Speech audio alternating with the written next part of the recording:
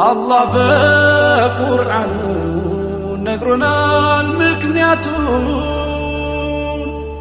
በጎሳ በቀለም ለያይቶ ግን መጀመሪያ ማለት ነው ቃል ከገባህልኝ ነው መጠየቅ። ስለ እስልምና ታስተምረኛለህ ወይስ አታስተምረኝም? አስተምርሻለሁ። እርግጠኛ ነህ? ምንድነው እምነትሽ እንዳትለኝ፣ ምንድነው እምነትሽ እንዳትለኝ። በቃ እኔ እንትን ውስጥ ነኝ አይደለህም። በቃ ሙስሊም እወዳለሁኝ። ከፈለክ ሻዳ አስይዘኝ፣ ከፈለክ ዝም ብለህ አስተምረኝ እንደፈለክ።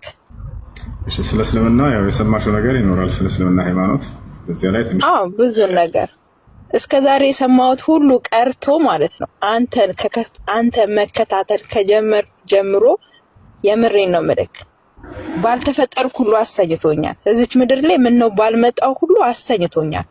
የምሬን ነው የምልክ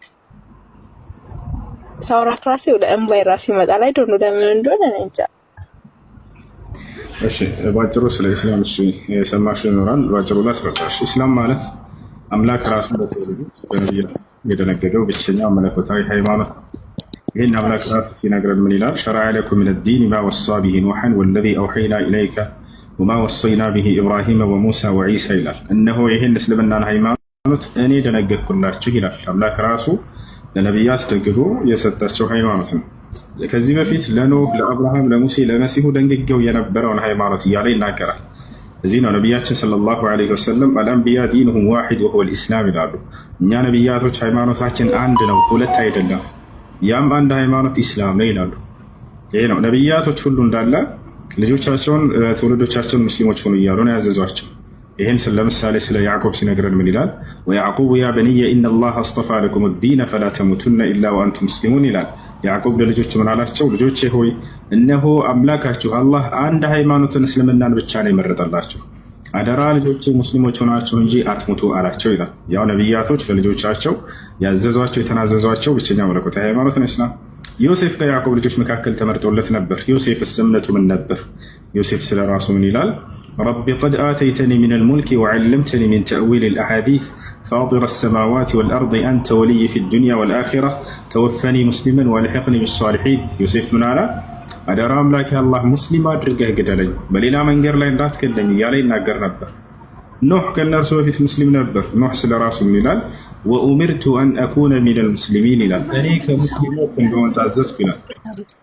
እና ይህ ነው هذا هو الإسلام ብሎ ማለት ኢስላምን ለተከተለ ሰው ታዲያ አምላክ ምን አዘጋጅቶለታል? ምን ቃል ገብቶለታል? በቀጣዩ ዓለም ከሞቱ በኋላ ወደሚለው ስንመጣ ገነትን እንደሚያስገባው ቃል ገብቶለታል። የዘላለማዊ ሀገር የሆነችዋን ሊሰጠው ሊያወርሰው ቃል ገብቷል። ይሄ ሲናገር አላህ ምን ይላል? አለዚነ አመኑ ቢአያቲና ወካኑ ሙስሊሚን እድኹሉል ጀና ይላል። እነዚያ ሙስሊሞች የሆኑትን በምድር ላይ እኔ ገነትን ግቡ እላቸዋለሁ በቀጣዩ ዓለም እያለ ይናገራል። በሱራ ሉቅማን ላይ አላህ ሲናገር ምን ይላል? ኢነ ለዚነ አመኑ ወዐሚሉ ሷሊሓት ለሁም ጀናቱ ነዒም ኻሊዲነ ፊሃ ወዕደላሂ ሐቃ ወሁወል ዐዚዙል ሐኪም ይላል። እነዚያ በእኔ አምነው መልካምን የሰሩትን የገነትን ጸጋ ሰጣቸዋለሁን በእርሷም ውስጥ ለዘላለም ዘውታሪዎች ናቸው። ይህም የእኔ አላህ ቃል ኪዳን ነው፣ ቃል ኪዳኔም ተፈጻሚና እውነት ነው እያለ ይነግረናል። እና ይህ ነው።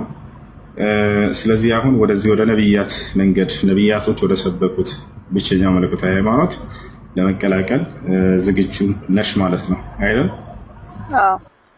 እሺ፣ የምለውን ቃል አብረሽኝ እየተከተልሽ በይ። እሺ። አሽሃዱ አላ ኢላሃ ኢለላህ ወአሽሃዱ አነ ሙሐመደን ረሱሉላህ። ማሻአላህ አላሁ አክበር። ከዚህ በኋላ ሙስሊም ነሻል። አሁን ያልሽው ቃል የሻሃዳ ቃል ወይንም የምስክር ቃል ይባላል። ምስክሩም ስለ አምላክሽ አምላክነት ብቸኛነት ነው። ትርጉሙ ምንድን ነው? እነሆ ከአንዱ ከአላህ በስተቀር በእውነት የሚመለክ ሌላ አምላክ የለም ብዬ መሰክራለሁ፣ ሙሐመድም ደግሞ የእርሱ ነብይና መልእክተኛ ናቸው ብዬ መሰክራለሁኝ ማለት ነው ባጭሩ። አንድ ሰው በዚህ ምድር ላይ ሳለ የአምላኩን አምላክነት ብቸኛነቱን ከእርሱ ውጭ ሌላ ማንም አምላክ እንደሌለ መመስከር እንዳለበት ነው ነቢያቶች የመጀመሪያው ትዕዛዝና መሰረት ብላ ያስተማሩት። ነቢያችን ሰለላሁ ዐለይሂ ወሰለም ሲናገሩ ምን አሉ? ቡንየ ልእስላሙ ዐላ ኸምስ ሸሃደት አን ላ ኢላሃ ኢለላህ ወአነ ሙሐመድን ረሱሉላህ ወኢቃም ሰላህ ወኢታእ ዘካህ ወሶም ረመዳን ወሐጅ ቤይቲላሂ ልሐራሚ መን ስተጣዐ ኢለይህ ሰቢላ ይላሉ። እነሆ እስልምና ሃይማኖት በአምስት ዋና ዋና መሰረቶች ላይ የተገነባ ሃይማኖት ነው ካሉ በኋላ የመጀመሪያው መሰረት ምንድን ነው አሉ? ከአንዱ ከአላህ በስተቀር በእውነት የሚመለክ ሌላ አምላክ የለም ብሎ መመስከር ነው አሉ። ይሄ ነው አላህ በቁርአኑ ነግሮናል ምክንያቱም በጎሳ በቀለም ለያይቶማ አላህ በቁርአኑ ነግሮናል ምክንያቱም በጎሳ በቀለም ለያይቶማ